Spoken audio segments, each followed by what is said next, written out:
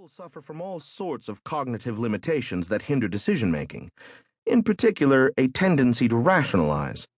Instead of acting on the basis of our beliefs, we revise our beliefs to make sense of our improvisations. We avoid identifying priorities and the trade-offs among them. Moreover, states are not unitary actors, and bureaucratic battles impede strategic planning and consistency.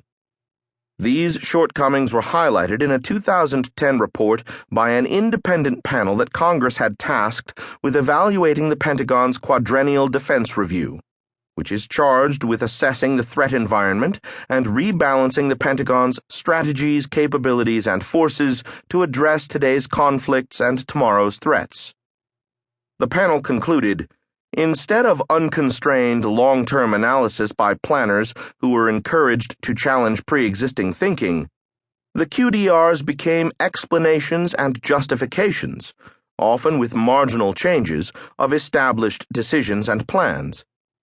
Finally, even if a strategy could be consistently implemented, there are no clear metrics to assess the costs and benefits of a particular course of action, even in retrospect. Strategic outcomes that appear poorly calculated to one analyst may seem sensible to another with different goals and ambitions. In addition, strategies that offer short-term rewards may sometimes prove unwise over a longer period. This is not to say that U.S. foreign policy simply shifts with the winds. Indeed, the United States has acted as a liberal hegemon, more or less coherently, ever since World War II. But this is less the product of a formal grand strategy than the result of enduring structural features of the international and domestic landscape. The United States' material preponderance, the powerful corporate interests that profit from global integration, the dominance of core liberal tenets in American political culture. To detect actual strategy in the U.S. government's diverse initiatives over the decades is to confuse cause with after-the-fact rationalization and requires sweeping aside countless deviations from that supposedly carefully charted course. Even if strategy is flawed, however, few politicians and analysts seem prepared to dispense with the process of strategizing. Yet its supposed virtues are also illusory. Its defenders argue that institutionalized debates about strategy help weed out the worst policy options.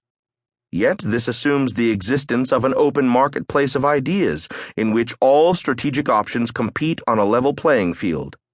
In reality, the playing field is skewed, dominated by powerful mainstream voices.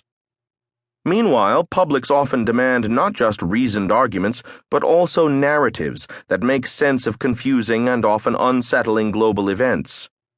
Policy options that do not fit neatly into an established story are treated as beyond the pale, rarely heard, and easily dismissed.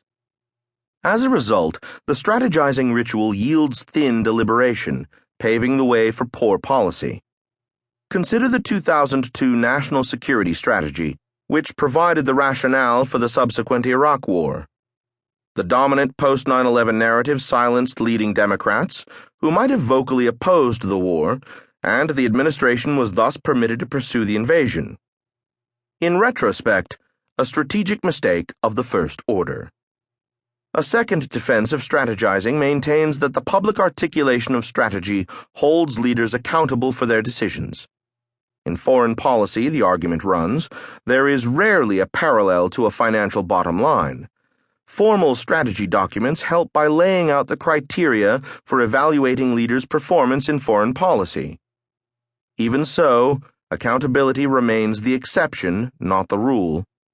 Politicians take credit for successes that are not theirs and evade responsibility for mistakes that are. Ronald Reagan, the Teflon president, was particularly adept at this.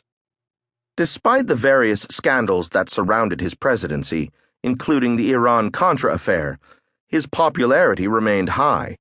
Indeed, foreign policy rarely brings down a president. Strategically skilled presidents have been turned out of office. George H.W. Bush, for example, just under 2 years after his triumph in the First Gulf War. And strategically unsuccessful ones have found their way back to the White House, as did George W. Bush in 2004, after Iraq had already started to slip into chaos.